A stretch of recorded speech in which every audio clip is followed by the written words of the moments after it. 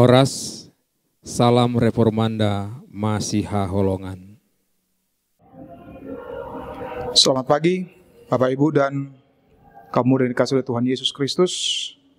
Sebelum kita melakukan aktivitas kita pada hari ini, baiklah kita terlebih dahulu merenungkan firman Tuhan dan kita berdoa. Kasih karunia dan damai sejahtera dari Tuhan Allah Bapa kita serta dari anak-Nya Tuhan Yesus Kristus Tuhan kita. Amin.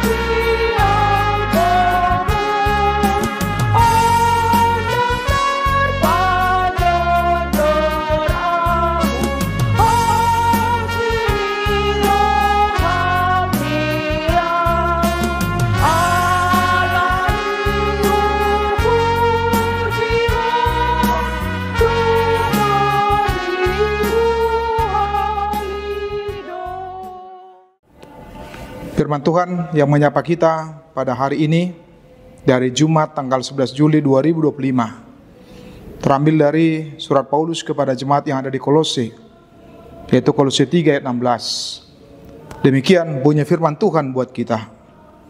Gugun ma hatani Kristus maringanan di tonga-tonga muna, mardongan sadok hapistaran mahamu, marsiajaran jala masih paingotan marhiti-hiti aka ende pesalmen ede puji-pujian dot ede partodion ede honamuma de batadi bagasan rohamuna marroha hamuleateon.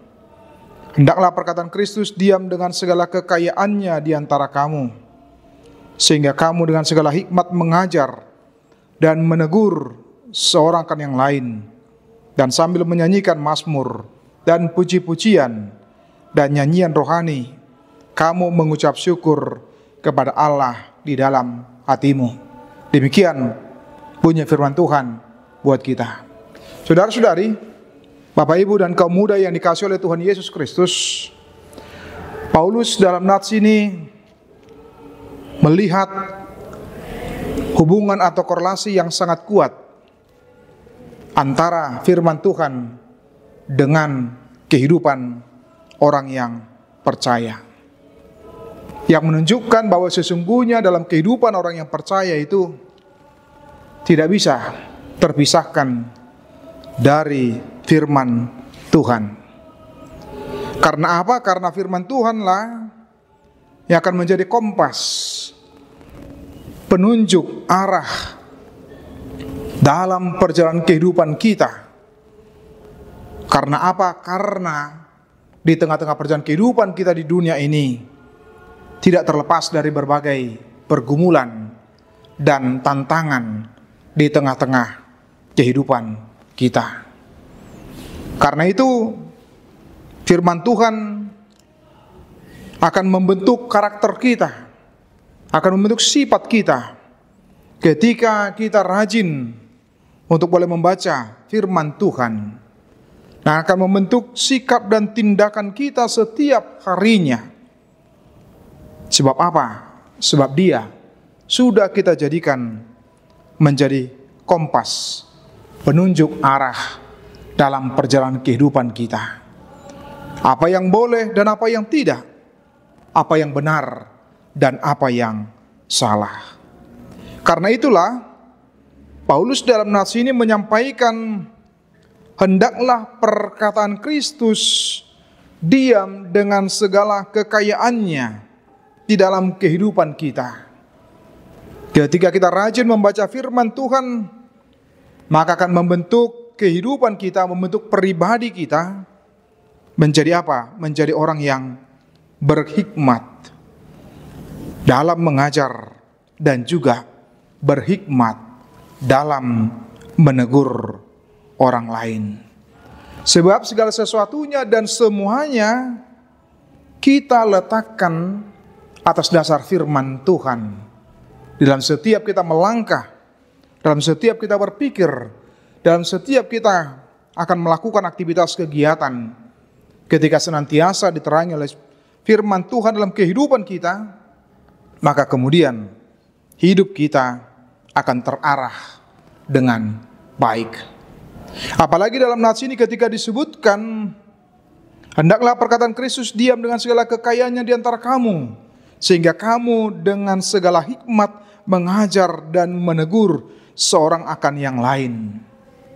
Dan sambil menyanyikan mazmur.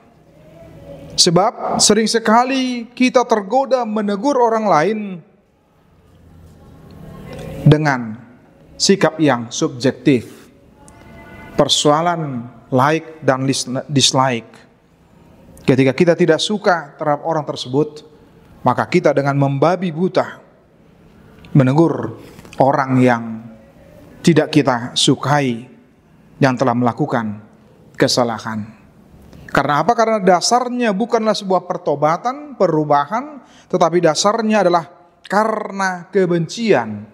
Tentu orang yang hidup dalam firman Tuhan, dia tidak akan membiarkan, mengizinkan kebencian itu ada dan hidup di dalam hidupnya. Sehingga ketika dengan penuh kebencian dalam menegur orang lain, maka kita bukan mengharapkan pertobatan, tapi yang adalah perselisihan, pertengkaran yang semakin hebat dan luar biasa. Sebab apa? Sebab kita berpikir kita berhak menjadi hakim atas orang lain. Kita berhak menjadi Tuhan atas orang lain. Seolah-olah kita merasa diri lebih benar di hadapan Tuhan dan lebih takut kepada Tuhan. Sementara sebaliknya, orang yang menegur dengan hikmat yang dari Allah, tujuannya adalah hanya satu, yaitu pertobatan, perubahan, di mana dia mengenali akan kesalahannya dan kekurangannya, dan kemudian akhirnya bertobat. Itulah cara dan sudut pandang dari orang yang telah dihinggapi oleh firman Tuhan, yang telah diam dan tinggal di dalam perkataan Kristus, sehingga senantiasa terpacu membangun seluruh kehidupannya, membangun pola komunikasinya, kehidupan dan perilakunya seturut dengan apa yang diinginkan dan dimaui oleh Kristus. Maka ketika itu yang terjadilah kita akan bernyanyi, menyanyikan puji-pujian. Kita akan bernyanyi, menyanyikan lagu rohani. Kita akan mengucap syukur kepada Tuhan di dalam kehidupan kita sebagai orang yang percaya. Karena itu, hiduplah dalam perkataan Kristus dengan segala kekayaannya yang akan memperkaya dalam kehidupanmu masing-masing.